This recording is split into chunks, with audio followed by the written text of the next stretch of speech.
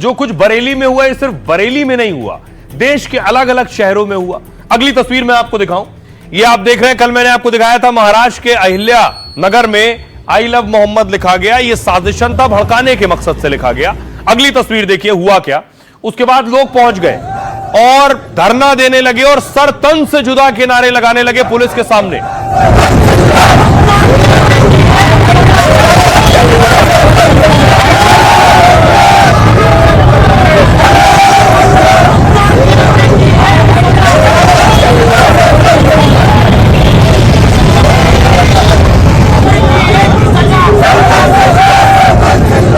इसके बाद पुलिस पहुंची मौके पर। पुलिस समझाने की कोशिश कर रही थी, लोगों को मनाने की कोशिश कर रही थी कि शांत हो जाए माहौल।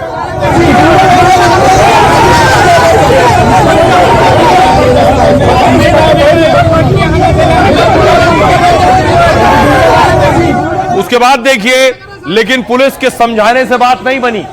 पुलिस वहां मौके पर पहुंची और बहस शुरू हो गई। उसके बाद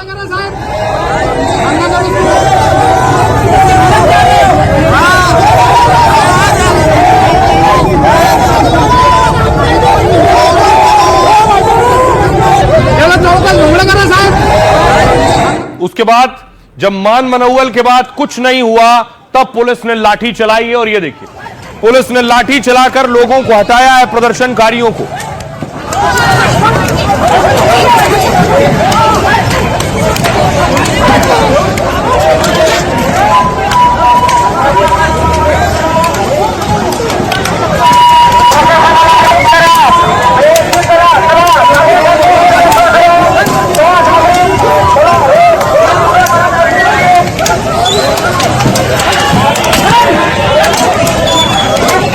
और उसके बाद इस मामले में कई गिरफ्तारियां हुई हैं। लोगों को पुलिस ने गिरफ्तार भी किया है जो वहां पुलिस की बात नहीं मान रहे।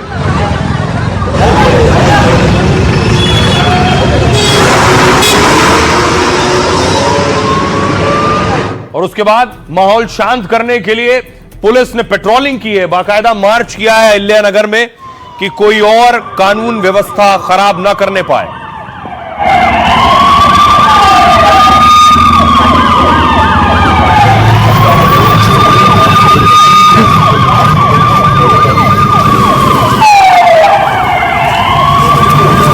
और देखिए, क्या ये महज इत्तेफाक है? जो अहिल्या नगर में हुआ वही देहरादून में भी हुआ। अगली तस्वीर देखिए, ये उत्तराखंड के देहरादून की तस्वीरें। ये एक पोस्ट के खिलाफ प्रदर्शन हुआ।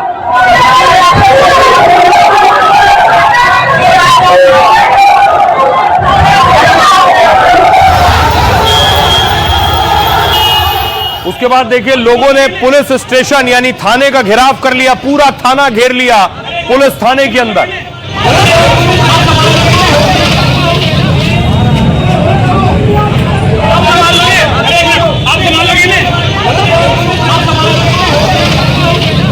थाना घेर लिया गया तो पुलिस के पास कोई और विकल्प नहीं था। पुलिस ने लाठी चलाना शुरू किया। पुलिस ने यहां भी लाठी चार्ज किया और जो प्रदर्शन कर रहे थे उन्हें खदेड़ा।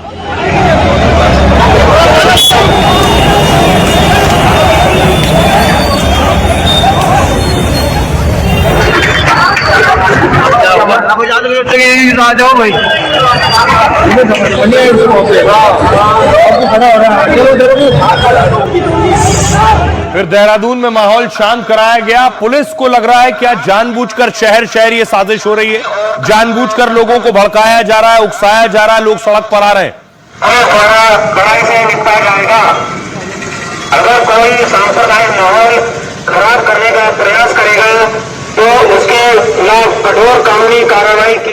तो आइए अब आपको बताऊं क्यों शहर शहर ये बवाल हो रहा है। दरअसल आपत्तिजनक पोस्ट करने वाले को उत्तराखंड में हिरासत में ले लिया। एक भड़काऊ पोस्ट किया गया था।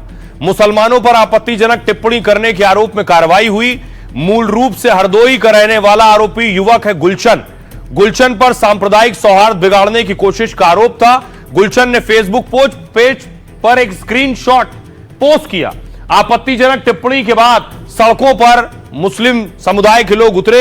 सीएम ने अराजक तत्वों को सख्त कार्रवाई की चेतावनी दी। देखिए महाराष्ट्र में क्या हुआ। पुलिस ने 30 लोगों को यहां गिरफ्तार किया। पुलिस के मुताबिक आरोपियों में 3 नाबालिग भी शामिल हैं। सड़क पर आई लव मोहम्मद लिखने वाले को भी पकड़ लिया गया है। सोमवार को मुस्लिम संगठनों ने भारी विरोध प्रदर्शन किया। शहर के कई इलाकों में पथराव और लाठीचार्ज किया गया। मुख्यमंत्री ने उपद्रवियों को कड़े एक्शन की चेतावनी दी। फडणवीस ने कहा, पता करेंगे ध्रुवीकरण की साजिश दरअसल कौन कर रहा है। आइए आपको सुनवाता हूं, सुनिए जरा दोनों राज्यों के मुख्यमंत्रियों को सुनिए।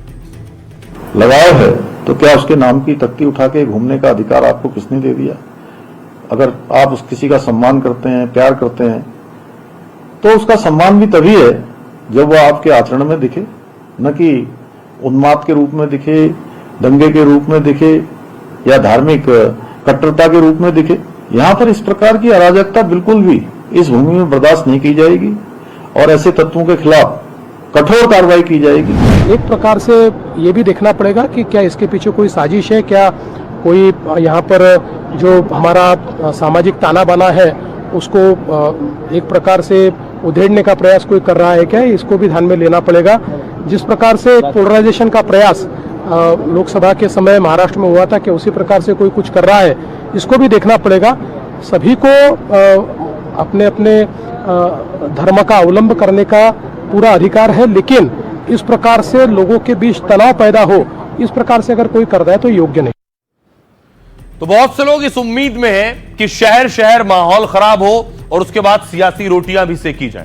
आज इस तरह की खबर मिली कि असदुद्दीन ओवैसी महाराष्ट्र में थे और अहिल्यानगर जहां लाठी चली वहां जाने वाले हैं, ये खबर आई, लेकिन ओवैसी गए नहीं।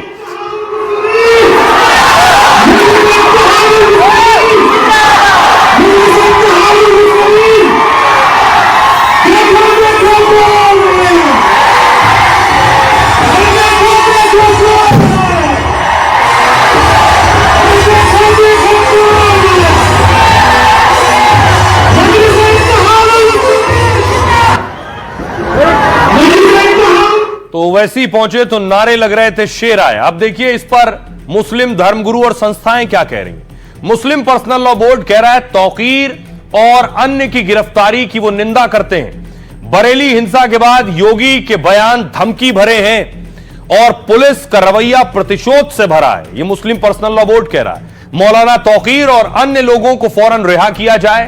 तौकीर सम्मानित और जिम्मेदार नेता हैं। शांतिपूर्ण प्रदर्शनों पर पुलिस कार्रवाई गैर जिम्मेदाराना है। आई लव मोहम्मद नारा अवैध असंवैधानिक नहीं है।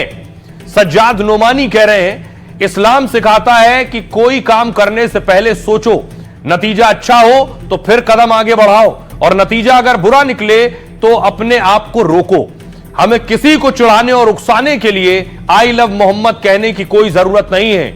मुल्क का एजेंडा हिंदू मुस्लिम नफरत से हटकर महंगाई, बेरोजगारी, औरतों की सुरक्षा पर मुड़ रहा था, लेकिन कुछ लोग नहीं चाहते कि यह एजेंडा फिर से वापस आए।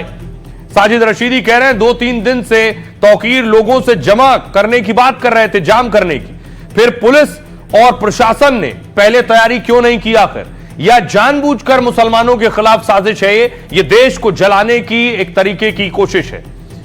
मौलाना खालिद रशीदी फिरंगी महली कह रहे हैं तहजीब और शालीनता से पैगंबर से मोहब्बत जाहिर करें। सच्ची मोहब्बत का मतलब है कि हम शांति फैलाएं, अच्छा बर्ताव दिखाएं और सभी धर्मों का सम्मान करें। तहजीब और शालीनता से पैगंबर से मोहब्बत जाहिर करें। आइए अब आपको सुनवाता हूं, सुनिए जरा इन धर्मगुरुओं को वो क्या कह रहे हैं। मोहब्बत का इजहार किसी को चिढ़ाने के लिए नहीं होना चाहिए। मोहब्बत तो खुद बताती है कि आपको किससे कितनी शदीद मोहब्बत है। आप अपने दीवारों पर पोस्टर लगाते हैं कि आई लव माई वाइफ, मुझे अपनी बीवी से बहुत मोहब्बत है। काम करने के तरीके हिकमत के जरिए होते हैं, न कि शोर शराबा हंगामा, रोड पर उतर करके भीड़ करके टकरा करके इस तरह काम होता है। काम हिकमत और तदब्बुर के जरिए होते हैं। तक कोई ऐसी बात सामने नहीं आई है कि मुसलमानों ने ऐसी कोई बात की, इसलिए यह बिल्कुल गलत है और ये मुल्क को नुकसान पहुंचाने वाली बात है और ये वतन से मोहब्बत की, देश से मोहब्बत के खिलाफ बात है। हर व्यक्ति अपने धर्म में अपने ईश्वर से प्रेम करता है और इसमें कहीं भी किसी भी प्रकार की कोई बुराई नहीं है, परंतु इसका राजनीतिकरण होना और दूसरा इस चीज़ को लेके प्रदर्शन करना और अराजकता का माहौल बनाना ये निश्चित ही बहुत गलत है।